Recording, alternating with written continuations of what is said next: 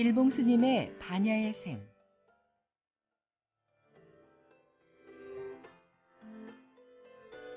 부처님의 위없는 지혜를 배워보는 이 시간, 말씀의 조치원 관음산 자비정사 주지 일봉 스님입니다.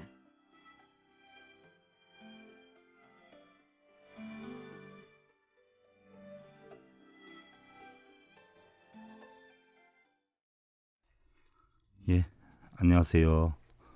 세종시 연기군 전동면에 있는 관음산 자비정사 서길봉입니다. 우리 불자님들 요즘 소치 동계올림픽에서 금메달 소식도 있고요. 좀 아쉽기는 하지만 다른 분들도 역시 최선을 다했다 하는 그런 생각이기도 합니다. 우리 불자님들 우리가 고승열전 가운데 원효대사님의 어떤 출가 이야기는요, 우리나라의 삼국유사나 중국의 송고승전에도 기록이 없는데요, 일본에서 간행된 불교경전 목록 가운데 보면은 원효스님의 출가 사찰을 흥륜사로 기록을 하고 있어요. 이 기록에 의하면요, 당시 신라의 서울이었던 설화벌, 여러분들 그 인도의 당시 코살라국의 수도가 슈라벌이라고 말씀드렸죠. 그 설화벌 아미리에 흥륜사가 있었는데 그곳 법장 스님 문화에서 3위 시절을 보내면서 공부를 하였고, 법장 스님이 열반을 하시면서 남쪽 영취산에 있는 반고사의 낭지법사를 찾아가거라라고 말씀을 하셨다 그래요. 그래서 원효 스님이 낭지법사를 찾아갔는데요, 쉽게 받아들여 주시질 않아요.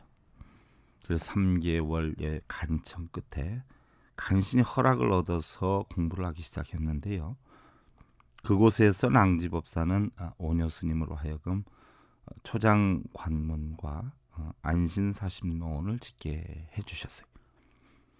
이 두 글을 지은 원효 스님이 이 글의 끝에다가 낭지법사께 드리는 한 편의 글을 지어서 바쳤다라고 송고승정에는 기록이 되어 있는데요, 불행하게도 초장관문과 안신사심론은 멸실이 되었고요, 뒤에 덧붙였다 하는 시는 오늘까지도 이제 보존이 되어 있는데요, 그 내용을 보면 서쪽 골짝 삼이승은 머리를 조아려 동쪽 계신 큰 스님께 경례를 하고 작은 뒷글 불어내려 영취산에 보태우며 한 방울 물 알리어 큰 못에 던집니다 하는 내용이에요.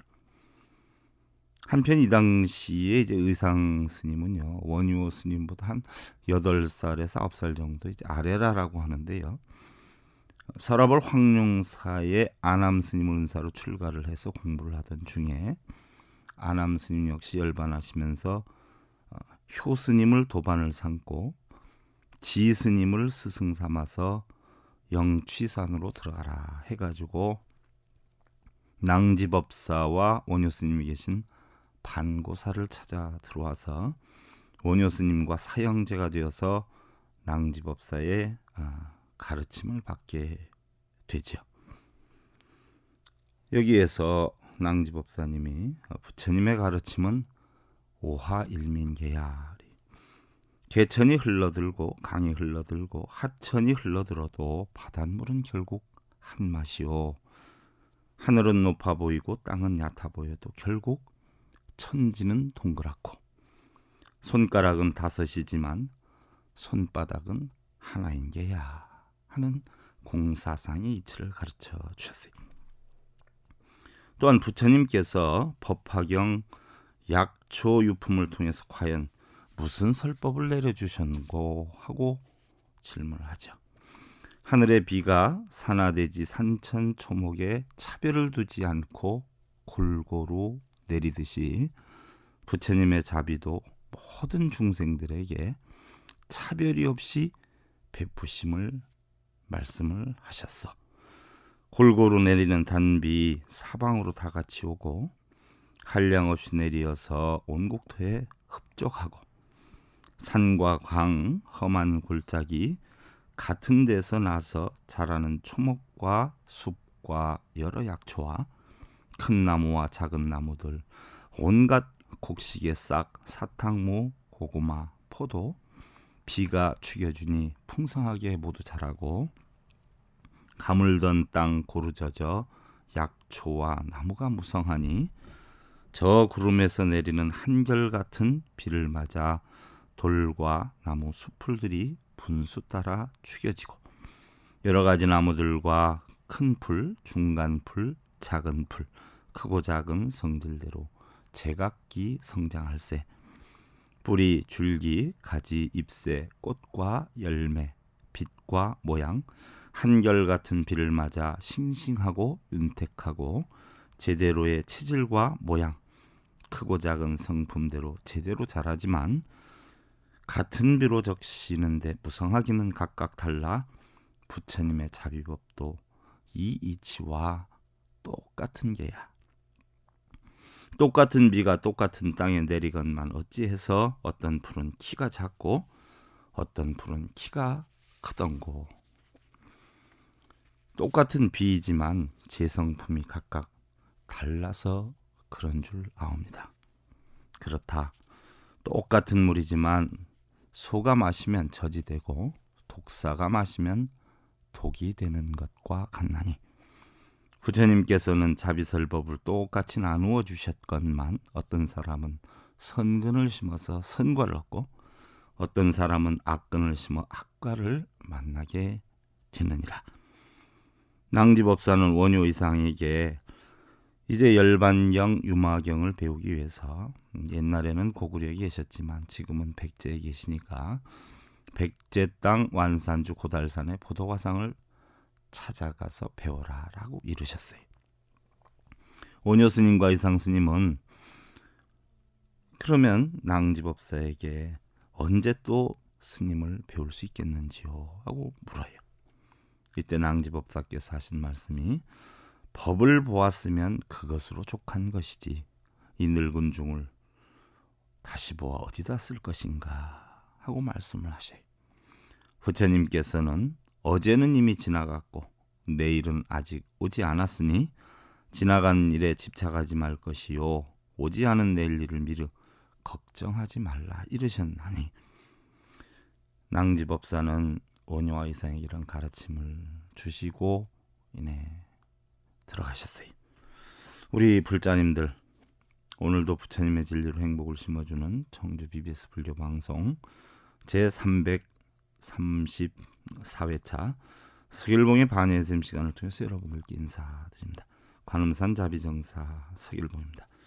오늘은 천수경 84번째 시간인데요. 지난 시간에 여러분들 부처님께서 517번이나 태어났다 돌아가시면서 한 번씩 세운 원을 가장 중요한 것을 축소를 해서 10가지 발언문으로 만들었다 해서 우리가 열의 10대 발언문이다 했고요. 그 열의 10대 발언문 가운데서 지난 시간에 원하영리 사막도, 원하속단 탐진치, 원하상문 불법승까지 살펴보다가 끝났어요. 원하영리 사막도는 저는 이제 사막도를 여의오기 원합니다 그랬어요. 사막도다 하는 것은 바로 지옥, 악귀, 축생의 세계를 이야기를 하죠. 그럼 사막도를 여의오기 원한다라고 해서 누구한테 부탁하거나 자기가 서원을 세운다라고 해서 사막도를 여의일 수 있는 것은 아니죠. 그래서 바로 자기 스스로 그 사막도를 벗어나기 위해서는 어떻게 되는가 살펴보니까 원하속단 탐진치다. 저는 이제 탐진치를 어서 끊기 원합니다라는 소원을 세우게 되죠. 탐내면 우리가 지옥으로 가고요. 탐내면 악귀가 되고요. 성을 내면 우리가 지옥으로 가지요. 또한 어리석으면 우리는 축생이 됩니다. 그래서 지옥악귀 축생의 사막도는 결국 탐내고 성내고 어리석어서 가는 곳이기 때문에 원하 속단 탐진치 저는 이제 탐진치를 어서 끊기 원합니다라는 이야기를 했어요. 그럼 탐냄과 성냄과 어리석음을 끊으려면 내가 이젠 탐내고 성내고 어리석음을 끊어야 되겠다. 두 번 다시 부리지 않아야 되겠다라고 한다라고 해서 탐진치를 끊을 수 있는 건 아니다라는 이야기죠.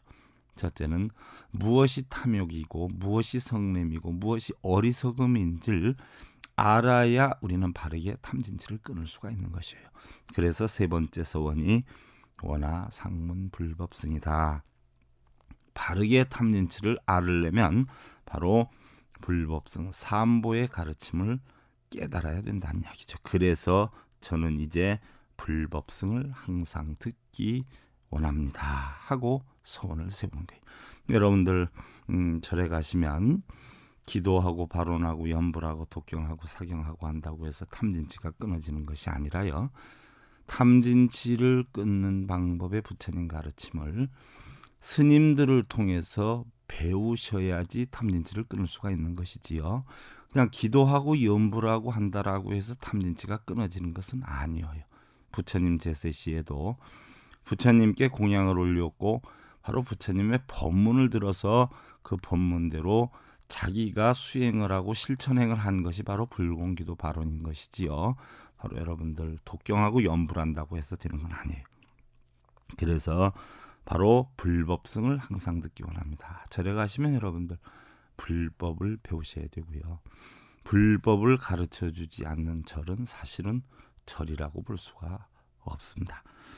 그래서 사막도의 고통을 벗어나기 위해서는 탐진치를 끊어야 하는 것처럼 또한 탐진치를 바르게 벗어나기 위해서는 올바른 불법승 삼보의 가르침을 배워야 하기 때문에 항상 불법승을 듣기를 원한다라는 소원을 세우고 실천행을 해야 한다는 이야기. 소원만 세워서도 아니 되죠. 실천행을 해야 돼요. 나 돈을 벌어야 되겠다 마음을 먹어서 되는 거 아니죠. 나 잘 살아야 되겠다 해서 되는 거 아니에요. 내가 거사님한테 사랑을 받아야 되겠다 해서 되는 거 아닙니다. 사랑을 받으려면 사랑받을 실천행을 해야 되고요. 돈을 벌겠으면 돈을 벌 만한 실천행을 해야 되죠. 잘 살려면 잘 살 만한 실천행을 해야 되는 거예요. 그래서 발언문이라고 하는 것은 바로 실천하는, 서원을 실천하는 그런 글이다라는 이야기. 그래서 항상 우리는 듣고 배워야 해요. 터무니없이 황소 뒷걸음질 치다가 개구리를 밟는 격으로 해서 이루어지기를 바란다거나 홍수방구로 빌어서 될 만하니까 되는 것처럼 이루게 한다거나 이래서는 되질 않고 바로 인생의 주인공인 우리 각자, 우리가 인생의 주인공이란 말이죠. 수처작주에 수처작주, 우리가 주인이 되어야 된다는 이야기죠. 그래서 우리 각자 스스로 불법을 깨우쳐서 탐진치는 물론 사막도의 고통에서 벗어나야 한다는 것이에요. 그러기 위해서는 바로 불법승의 가르침을 배움으로 끝날 것이 아니라 그 가르침을 통해서 스스로 인격적, 도덕적인 삶을 추구를 하고 또 평안함을 만들어서 올바른 지혜를 터득해야 하는 것이기 때문에 스스로 그러한 지혜를 터득하기 위해서는 바로 어떻게 해야 되느냐. 여러분들 사막도에 벗어나기를 원한다고 했어요. 사막도에 벗어나려면 탐진치를 끊어야 돼요. 탐진치를 끊으려면 무엇이 탐욕이고 성냄이고 어리석음인지 알아야 끊을 수 있기 때문에 바로 불법승 사암보님의 가르침을 항상 배워야 되죠. 배우면 배우는 것으로 끝나는 게 아니라 어떻게 돼요? 실천행을 해야 되는 것이. 그 실천행이 바로 뭐냐? 바로 탐욕을 끊기 위해서는 뭐를 하지요? 바로 계율을 잘 지켜야 돼요. 사람다운 사람의 삶을 살아야 되고요. 정도에 넘치는 삶을 살아서는 아니 되죠. 그래서 계율을 지켜야 되고 또 우리가 지옥에 떨어지지 않으려면 바로 뭐예요? 성냄을 하지 않아야 되는데 성냄을 하지 않으려면 어떻게 돼야 돼요? 자기의 몸과 마음을 단속하는 선정을 해야 되죠. 또 이러한 것을 바르게 하려면 어떻게 돼요? 지혜로워야 돼요. 어리석어서는 못하지요. 그래서 바로 지혜롭기 위해서 지혜를 깨쳐야 되죠. 그래서 계율과 선정과 지혜의 삼학을 해야 된다는 얘기.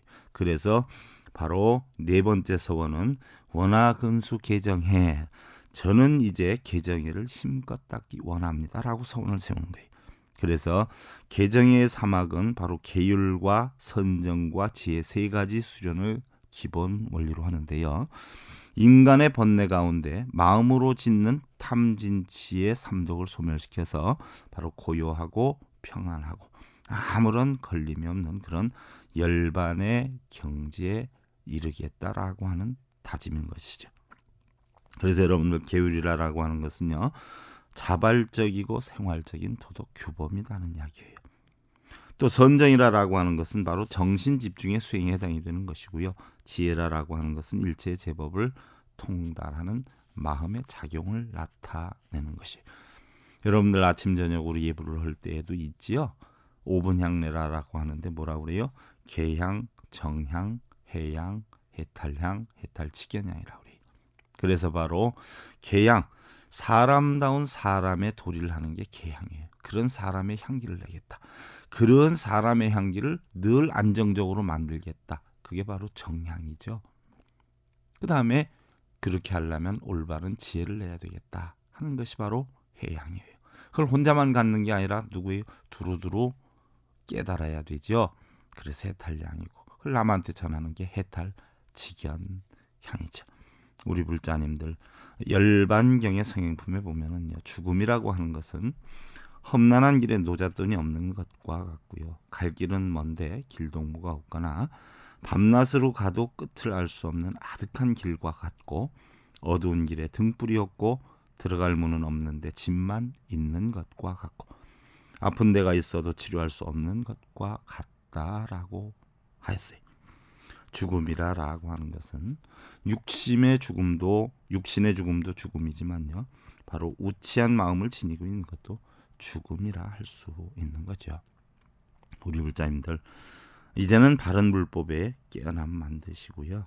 월요일 오후 5시 40분 여러분들 다시 뵙기를 기원을 드립니다. 그동안 관음산 자비정사 서길봉이었습니다.